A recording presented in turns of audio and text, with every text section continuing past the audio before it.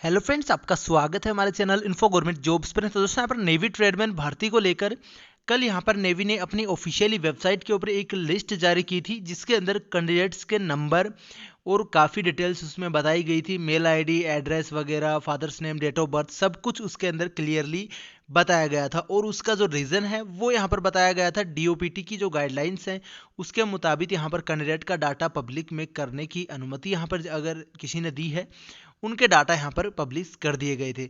अब उस लिस्ट के अंदर काफ़ी कैंडिडेट्स के डाटा है, वो नंबर है, वो नहीं मिले हैं। और उन कैंडिडेट्स का मेरे पास काफ़ी का मैसेज आ रहा था, कमेंट आ रहा था कि हमारा नाम उस लिस्ट में नहीं है। तो क्या हमने एग्ज़ाम दिया था फिर भी हमारा नाम नहीं है। और कुछ कैंडिडेट तो ऐसे भी हैं जिनका फाइनली सिलेक्शन हो चुका है, पर उस लिस्ट में उनका नाम नहीं है। तो क्या इसका रीज़न है वो इस वीडियो में मैं बताने वाला हूं। और इसके बाद में यहाँ पर क्या, अगर ये नाम नहीं है तो क्या ये फर्जीवाड़ा हुआ है, इस पर भी हम बात करेंगे। और दूसरा, जो एक कोर्ट केस को लेकर भी एक कमेंट आया था कैंडिडेट का, तो उस पर भी हम बात करते हैं। तो स्टार्ट करते हैं। चैनल को सब्सक्राइब कर लीजिएगा आगे की अपडेट के लिए। तो दोस्तों, सबसे पहले बता दें, कोर्ट केस को लेकर फिलहाल मेरे पास ऐसी कोई न्यूज़ नहीं आई है ऑथेंटिक कि मैं आपके साथ शेयर कर सकूं कि हाँ, इस भर्ती के ऊपर कोर्ट केस चल रहा है या फिर नहीं चल रहा है। जहां तक मुझे पता है अभी तक ऐसी कोई इन्फॉर्मेशन नहीं आई है, ना ही कोई न्यूज़पेपर में आई है, ना ही मेरे पास आई है, ना ही किसी कैंडिडेट ने शेयर किया है। हालांकि एक दो कैंडिडेट हैं जो कमेंट कर रहे हैं कि इस भर्ती के ऊपर कोर्ट केस है वो लगा हुआ है।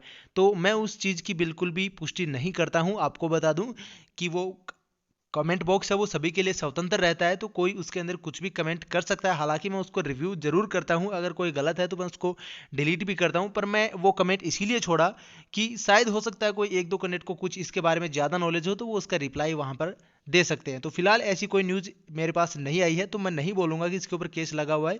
बिल्कुल भर्ती प्रक्रिया वो सही प्रकार से चल रही है। अब दूसरी जो है, क्या लिस्ट में नाम नहीं है तो क्या ये फर्जीवाड़ा हुआ है?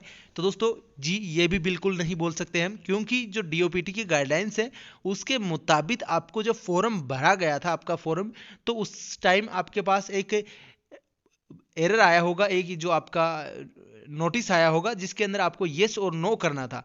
तो जिन कैंडिडेट ने उसके अंदर येस किया है उनका डाटा यहाँ पर पब्लिश किया गया है, और जिन कैंडिडेट ने वहाँ पर फॉर्म भरते टाइम में नो कर दिया था तो उनका डाटा है वो शेयर नहीं किया गया है। जैसे कि आपको पता होगा, एसएससी है या फिर और कोई भी एग्जाम्स है, यूपीएससी वगैरह है, वो एक ऑप्शन देती है कि आपका डाटा है वो शेयर किया जाए या फिर नहीं शेयर किया जाए। तो उसके अंदर आपको येस और नो भरना पड़ता है। इसी प्रकार नेवी ने भी यहाँ पर आपके सामने ऑप्शन दिया था, तो वो मैं ऑप्शन भी आपको दिखा देता हूँ। तो उसके अंदर अगर किसी ने यस किया है तो उसी का डाटा यहाँ पर आया है। तो जिनका डाटा नहीं है तो उन्होंने नो किया है, इसीलिए उनका नहीं मिल रहा है। और यहाँ पर आप अपना नाम है वो ध्यान से देखें, क्योंकि लिस्ट है वो 3700 से समथिंग पेज है, यहाँ पर 3750 पेज है।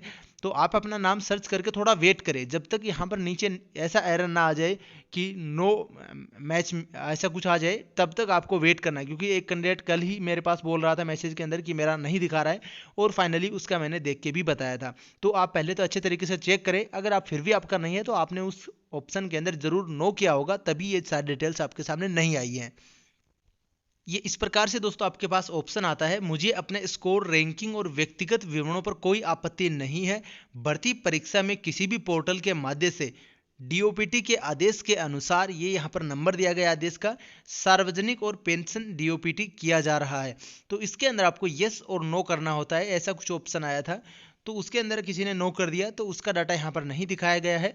जिन्होंने यहाँ पर यस कर दिया तो उनका स्कोर कार्ड है, रैंकिंग है, व्यक्तिगत विवरण यानी कि आपका एड्रेस है, फादर्स नेम है, डेट ऑफ बर्थ है, ये सारी चीज़ें वो सार्वजनिक की गई है डीओपीटी के लेटर नंबर इसके अनुसार। ऑफिशियल मेमोरेंडम जो है यहाँ पर आपका डीओपीटी का, उसके अनुसार पब्लिक में की गई है। तो आपको ये समझ में आ गया होगा, किसी का डाटा नहीं है तो उन्होंने यहाँ पर डिटेल्स वो प्रोवाइड करने के लिए नहीं बोला है। अब इसके बाद में जो कैंडिडेट सिलेक्टेड हैं वो ये बोलेंगे कि आप यहाँ पर बोल रहे हो कि इस भर्ती पर कोर्ट केस है, तो ये मैं पहले ही बोल चुका हूँ, मैं इस चीज़ की बिल्कुल भी पुष्टि नहीं करता हूँ। मेरे अकॉर्डिंग बिल्कुल सही तरीके से भर्ती प्रक्रिया चल रही है जहाँ तक मुझे इन्फॉर्मेशन है। और मैं ना ही ये चाहता हूँ कि इस भर्ती के ऊपर कोई आ जाए, भर्ती कैंसिल हो, भर्ती के ऊपर केस हो। मैं ये चाहता हूँ कि जल्दी से वैकेंसी कंप्लीट हो और कैंडिडेट को ज्वाइनिंग मिले, और जो कैंडिडेट ज्वाइन नहीं करते उनकी वेटिंग लिस्ट निकले और जल्दी से नई भर्ती निकले। अगर ये भर्ती अटकती है तो नई भर्ती में भी फिर टाइम लगेगा।